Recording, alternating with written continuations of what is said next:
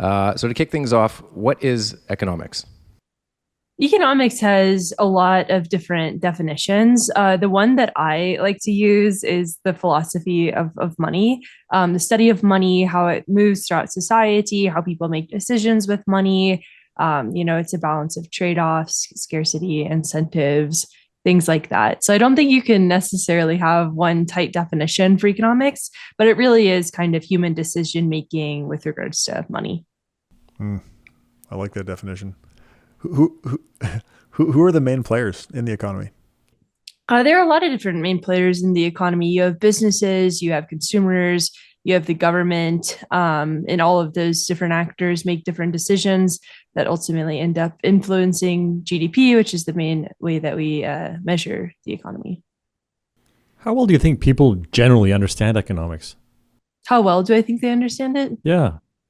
Um, I don't know. I mean, I think the problem with economics, and I know you have a lot of academics that listen to the podcast, but or have had a lot of academics on here, but I think the problem with economics is that it can be very personal, and oftentimes we talk about it in pretty quantitative terms. And so every time that I post these videos on social media, everybody does have their own interaction with the economy that influences how they understand the economy. And pure definitions sometimes don't work for that because everybody has a subjective experience. So I think people kind of understand, the basics of supply and demand. They understand how money moves. They understand trade-offs. They understand opportunity cost. But I think everyone does have like their own definition of maybe an inflation rate or their own experience with an inflation rate, their own experience with the labor market, and that ultimately influences how people understand it. So you talk a lot about vibes with respect to the economy, and I know you talk about this a lot in your book. So can you explain how vibes affect the economy? Yeah, so the vibes conversation is not anything new. John Maynard Keynes came out with Animal Spirits to talk about the markets. George Soros is very well known for reflexivity, which is basically human behavior, driving action. And so the vibes conversation is really about consumer sentiment and like how people feel ultimately really does matter and influences their decision making process. We assume and right, because like consumer spending is 70% of the economy, and so if people are feeling bad, they don't want to spend, that is ultimately going to impact the economy. So it's really just kind of like, how do we talk about people's feelings a little bit more with something as big and seemingly impersonal as the economy? And that's what I've tried to focus the vibes discussion on. Hmm. What happens when vibes and economic theory and reality diverge? What happens when vibes, economic theory, and reality all diverge? I think that it can be difficult. That's sort of what we're in right now. And we've kind of been in this spot for the past few years. So I coined this term called the vibe session back in July of 2022 to talk about, when theory doesn't necessarily translate to application. And I think it can just be confusing. Like we've seen the Phillips curve not respond how we would expect it to. There's even questions about, do rate hikes actually fight inflation, or is that just a normalization of supply and demand? And so there you're already seeing a disconnect between, theory and reality. And then I also think vibes are influencing things more than ever. Media headlines are a good example of vibes. Memes are a good example of vibes. And even in the political realm, you see that like memes becoming reality. I do think you see it in economics too. Just maybe there's a disconnect between reality and action, and vibes can drive that. But then there's also a disconnect between theory and application. Hmm. Wow, that's really interesting to think about. Here's an easy question for you, Kyla. What is money?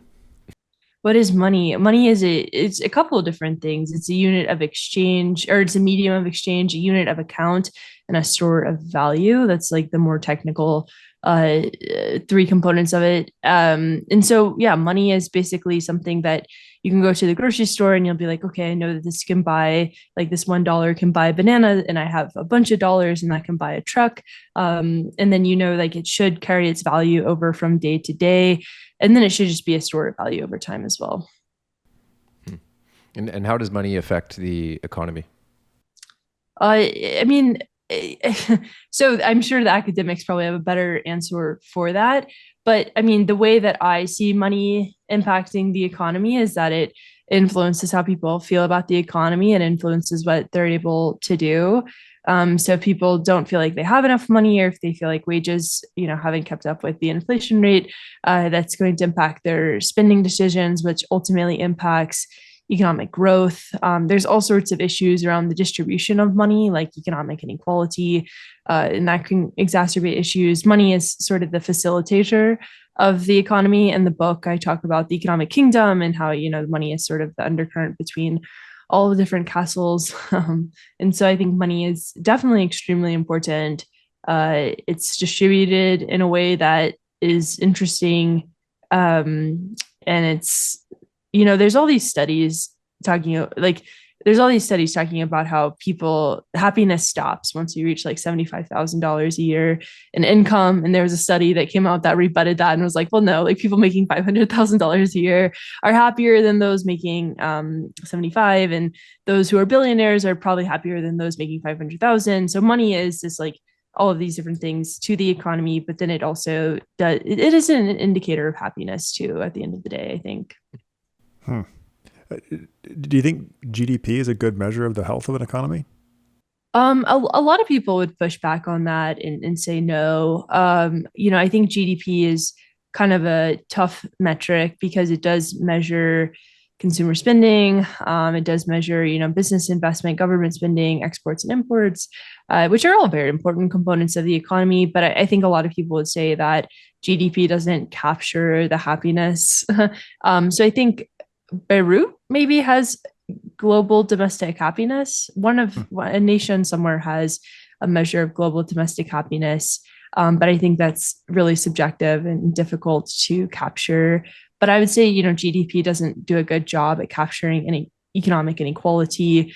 It doesn't do a good job at capturing, a housing crisis. It doesn't do a good job at talking about student loan debt.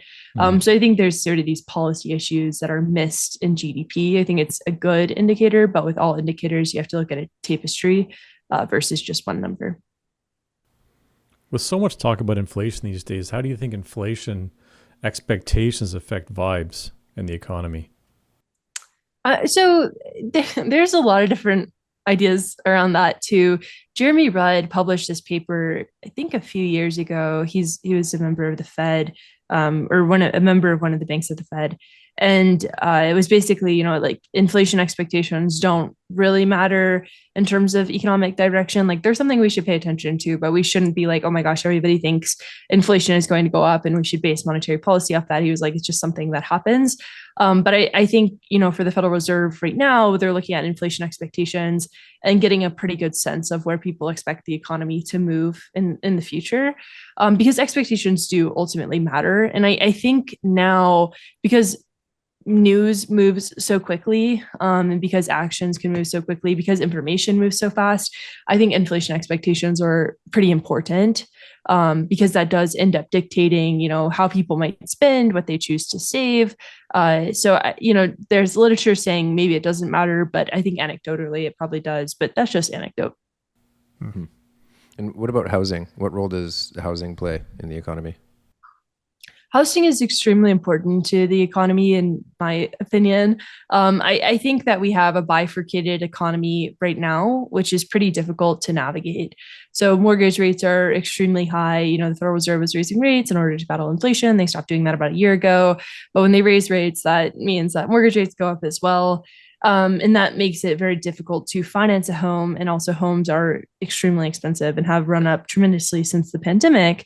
And so you have these people that were able to get in, at a 2% rate. And then you have people now who are like fighting against, 7-8% rate. Mm-hmm. And I think that makes it very difficult. Like you have an element of bifurcation there. And then we also have the greatest generational wealth transfer starting to happen, where some people are going to inherit homes from their boomer parents and some aren't. And so you have an element of bifurcation there as well. And I think housing is just sort of the common denominator to the American dream. It's the main way that people know how to build wealth in the United States. If you look at the distribution of financial assets from the Federal Reserve, the bottom 50% of Americans, all their wealth is tied into their house. It's not in equities. It's not in business ownership. It's in their house. And so I think that's like the two issues is you have increasing economic inequality happening in the housing market. And then you also have people who are reliant on their homes in order to make a lot of money. And that's questionable, right? Because that does require the housing market to continue to ramp upwards forever and ever. And is that sustainable? Probably not, right? And so, yeah, the housing market has a variety of problems, but I would say those are the two biggest ones. I want to keep going what you were saying there. What do you think people tend to get wrong about housing? I think that they think it should be a wealth generational tool or wealth generation tool. I think that it makes sense that we expect homes to be this place to make a lot of money, but I think it's very difficult to square a house being both a speculative asset and then also a place that you live. And I think that's what a lot of people might struggle with housing. It's like, well, which one is it? And so I think that's a big one. And then I also think, going back to the chart that I was talking about from the Fed, the distribution of financial assets, I think a lot of people, as I said, think that home should be a wealth generational tool. However you say it, wealth generation tool. But really, they should probably be more invested in stocks and have opportunities for business ownership. And so I'd say those are the two things that people get wrong, or maybe the one thing that they just think it should make them a lot of money. And I just don't think that's feasible moving forward. So what are your thoughts on renting versus owning a home? So I'm a renter, but I think that both make sense. Like it makes a lot of sense why people would want to own a home. It's a way to build equity. It is a way to build wealth. If the housing market keeps on doing what it's doing, it makes a lot of sense. So it makes sense to me that people would want to own a home. I think there's a lot of celebration around renting right now because it is more flexible. You're able to move, but you're also not building equity in anything. You're just paying a landlord, however much money a month.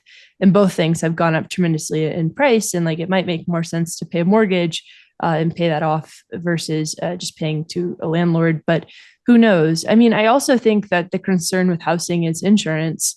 Property insurance is extremely high, and I think it's increased 20% since 2023 in pretty much all states. And some states have been harder hit than others. Insurers are entirely pulling out of California. They're entirely pulling out of Louisiana and Florida. And so if you can't insure your home, you can't live there, right? You could if you pay all cash, but if you have a mortgage, no way. And so I think, the trade-off with renting and owning there is it's a little bit easier to rent in maybe one of these high disaster areas versus owning a home, investing so much money in it, and then not even being able to get it covered with insurance. Yeah, that's pretty scary. We advocate a lot for, I don't know if we advocate, we talk a lot about why renting can be a sensible housing option. But like you were saying, there's lots of reasons people would want to own and maybe should own. But yeah, I don't think renting's a bad decision. No, I mean, I don't think so either. I think the flexibility is nice. But I get it why people would want to own a home. It is kind of the American dream. Yep. Why do you think so many countries have housing crises? They haven't built enough. Yeah. It's as simple as that. I think so. In most cases, it does. I've talked to the Deputy Secretary of the Treasury, Wally Adeyemo, about this quite a bit. What is the government doing to kind of address these issues that we're facing? Because I don't know if the market can fix it all by itself. And yeah, the thing everybody sort of says is that we just haven't built enough homes, and that's specifically in the United States. But I do think that's the issue in the UK. In other countries as well. And here in the United States, you just look at the places that are most struck by the housing crisis, and there's elements of NIMBYism there where people, not in my backyard. I want to preserve the value of my home, so therefore you can't build around me. And that sort of exacerbates the housing crisis as well. Also, zoning laws have become increasingly stringent, and it's become difficult to build in a lot of places. I think Los Angeles is zoned 95% single family. So you can't build, multifamily homes. Yeah. That's Yeah. amazing. In LA? Yeah. Los Angeles. Yeah. Wow.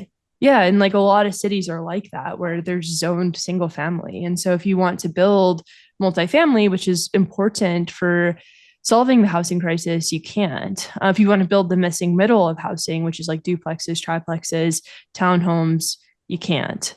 And there's all sorts of wild zoning things too. Like there has to be a certain space between the sidewalk and like everything has to be perfect. There's also a lot of pushback against mixed use zoning. So like there's a lot of places that are zoned commercial, but if you want to build residential, you just can't. Mixed use would allow you to have both residential and commercial. And then with this, like when everything's zoned single family, you get sprawl. So cities aren't walkable. People are increasingly reliant on their cars. It's sort of, the American, you just get totally separated from one another community wise when you just don't see each other. And so I think that's kind of the biggest issue that we're facing right now is that our cities really aren't designed for people. And that is kind of a byproduct of the housing crisis. It's interesting because at least where I live in Vancouver on the west coast of Canada, and we seem to be going the other direction where they're starting to disallow zoning for single family homes. Like where I live is Squamish, which is about an hour north of Vancouver, and we have a community of 23,000 people. And even here, they're not allowing zoning for single family homes anymore because of the housing prices and the crisis. So it's interesting. Yeah. I want to talk a bit about financial markets. Can you talk about how financial markets affect the economy? We're recording this on Tuesday, August 6th, and yesterday was like the weirdest day in markets that we've had in a while. I don't even know what word to describe it, but I mean, everything is sort of intertwined, right? Like the stock market is not the economy, but they definitely influence each other. The way that I like to talk about it is like they're two friends sitting side by side at the bar and like they're definitely chatting, but like they're not the same person. And so I think that financial markets ultimately influence the economy because central banks do look at them as an indicator for what's happening. The Federal Reserve was definitely paying attention to what was happening yesterday. And part of the meltdown that happened yesterday, the speculation is like, the yen carry trade fell apart because the Bank of Japan, raised rates for the second time this year, causing this massive unwind, causing the yen to go up, right? And like all these people were trying to figure out what to do. And so monetary policy influences markets, and then markets kind of bark back at monetary policy as well. Of course, corporate earnings ultimately influence how companies hire, fire, whatever. And it's just, it's something that central banks pay attention to. Like I said, financial conditions are extremely important. We got the SLOOS report, so bank lending, and people, that's a good indicator of the health of the economy, credit lending, how banks are feeling about things. Manufacturing numbers are, sort of tied into the financial system, but all the indicators of the economy, I think, tie in pretty well to the financial system. They kind of read the same newspapers, so to say. But they're not the same thing at the end of the day. Can you talk more about the distinction between the stock market and the economy? Yeah. So the stock market is a representation of companies, right? And their earnings and how they're doing. The economy itself, I think, is much broader. And this is like a very reductive summary. I'm sure somewhere else has a better summary. But yeah, the stock market is a representation of companies and how they're responding to the macro environment. Versus the economy at large is a representation of people, businesses, governments, international trade, et cetera. And how do vibes affect the stock market? Some people would argue that the stock market is solely vibes right now. I mean, I think that it's been really interesting since the GameStop debacle to watch how vibes have impacted the economy. GameStop was entirely driven by memes, memetics, right? Where people were sort of responding to the idea of a stock going up versus the idea of a company doing well. And I think that's kind of carried into now. Like it's a little bit different with companies like Nvidia, where like there's, GPUs and you can sort of calculate what's happening and you can look at that and be like, wait, this makes sense. Like this is a company that's actually doing something. But I think other companies are more bubbly. And so the vibes matter a lot there because it's entirely based on sentiment and hope and expectations versus reality. Can you tell us the difference between investing, speculating, and gambling? Yeah, so I talk about this in the book. And Michael Mabouson, is that how you say his last name? Mabouson, Okay, so Michael Mabouson has a great definition on this, and I'm probably going to butcher it a little bit because I can't quite remember. But investing is when you invest in something and you expect, like, there's an idea that there's going to be a return over time, that, it's sort of a smart decision. It's not a 50-50 chance, which is what gambling is. Like gambling, there's really no way to make an informed decision. You're just kind of making a guess. And I think speculating definitely sits in the middle of those two, where maybe it's not as an informed decision as investing, but it's definitely not a 50-50 chance like gambling. Michael Mabouson has a much better explanation. I think in your book, if I remember what you said, it was like investing has a positive expected return, speculating still has a positive expected return, but like a much wider range of outcomes, and gambling has a negative expected return. I think that was in there. Something like that. I'm glad I wrote that, and then I can't remember it now. That's a really good explanation, actually. So when I read it, I was like, yes, this is. I agree with this definition. I agree with that. Kyla too. Good for her. I'm glad you wrote that as well. So you mentioned GameStop a couple of times, and just the meme, the meme driver of the stock market. Can you talk about why or how markets became a meme? Yeah. I mean, I think a lot of it has to do with social media. So I started making videos around GameStop. That's when I started doing what I do now, was like during the rise of GameStop. And I made TikTok videos talking about what was going on with GameStop. And so I think what happened with GameStop was it was fueled by this mimetic rise. It was fueled by Reddit. It was fueled by TikTok. And so people were just paying attention on social media in a really big way. Also, everybody was in lockdown. Like everyone had a lot of time on their hands, presumably, or at least more than they used to.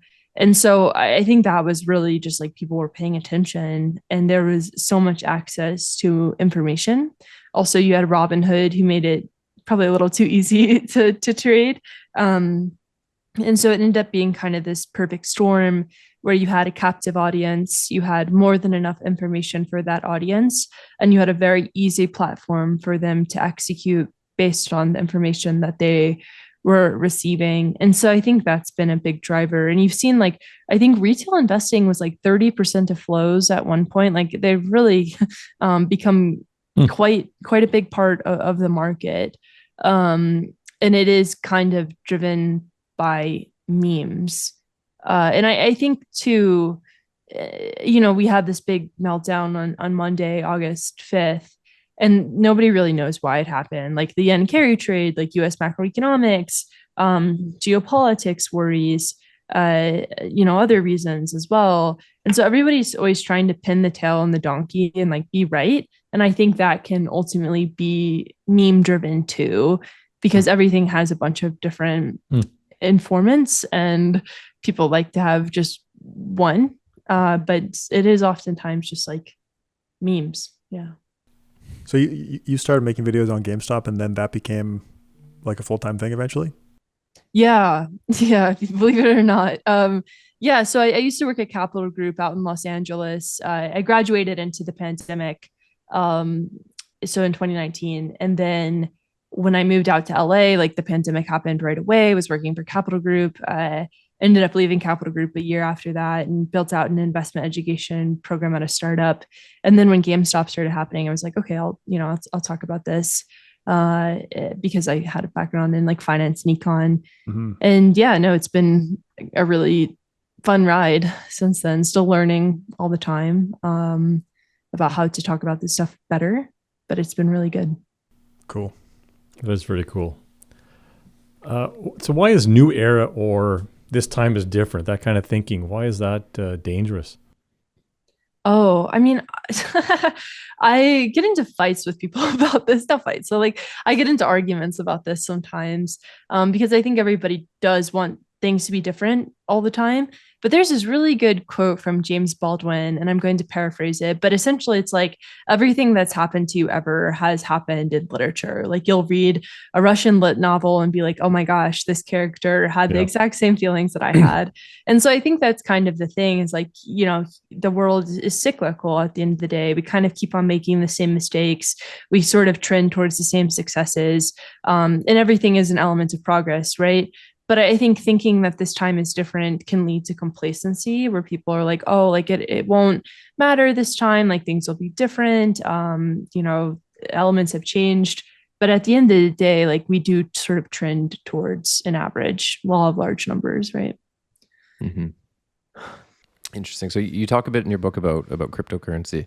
And I want to ask you, where do you think crypto went wrong?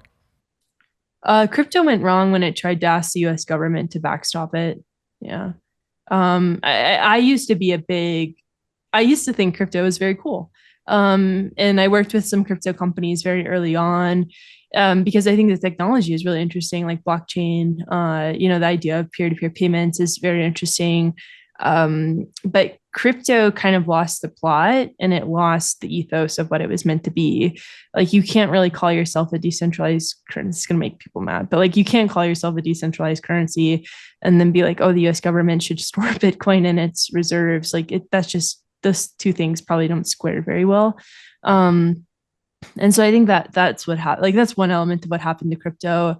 And then with everything new, there's always the opportunity for bad actors to rise and take over. And that's what you saw with Sam Bankman-Fried, with CZ over at Binance, is just like these people who were making terrible decisions, were the face of the industry.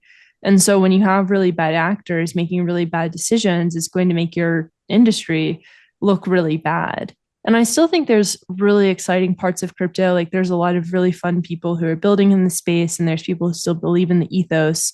But I think crypto has forgotten what it's meant to be, and also, you know, just fell bad actors took over, and that's really tough to navigate as an industry. I'll make people matter. I don't think crypto was ever decentralized. Well, it started out as decentralized, but I don't think it ever had a hope of maintaining decentralization. There were lots of points of centrality that developed naturally. And then, of course, asking for the government's help doesn't help. Well, and like, you know, it just doesn't know what it is either. Like Bitcoin was meant to be developed as, you know, a currency. And is it a currency or is it a digital? Like, is it a store of value? Is it gold? And I just don't think anybody knows, because you wouldn't be celebrating the rise of Bitcoin if you wanted it to be a way to transact with people. And so I think that's kind of the bummer, is that it became, as with anything, you know, get rich quick schemes. Yep. And there was so much noise around it in 2021. And you just had, like, it just got so silly with like Doge and the NFTs. And I don't know. I wrote quite a bit about it in my newsletter because I was trying to, you know, justify it to myself. Like, oh, there is still hope. But I totally agree with you. Like, there have been so many points of centrality, and something that could have been really interesting, it just isn't. No, that's an interesting perspective. So you said you used to think crypto was cool. Have you changed your mind on it? Yeah. And like, you know, I still buy it. And I just because I used to think it was a diversification, but not anymore. After what happened on Monday, Bitcoin went down with the rest of the market, basically trades relative to the Qs. And so I think that I had big hopes for it, just because I think new technology is always interesting. I thought that it could be something that could be applied towards some of the payment issues that we do have. Like, you know, the Fed has been working on FedNow forever. And when you look at the way that we have like Venmo and Zelle and Cash App here in the US, and like other countries have a way to, like, their banks do that for them versus having these outside vendors, and that would make crypto not decentralized if the government implemented it like that. But I just think like thinking about ways to transfer money is quite interesting. Thinking about different stores of value, thinking about how do you build relative to the blockchain, how do you build with transparency, but it just ended up being none of that, right? So yep, totally agree. I've been a skeptic for a long time. We did a whole podcast series on worst kept secret crypto, but the price keeps going up. So I mean, I don't know. Although it dropped. Well, the ETFs helped a lot. Like once the ETFs, like BlackRock, like once those ETFs were approved, it got institutional adoption. And at that point, I was like, oh my gosh, like, I'm putting all my cards on the table, I guess. But like, I was like, this is not something that you can't call yourself decentralized anymore. Larry Fink is buying you up, and that's just not the ethos, right? But that's a value judgment, not fact. So.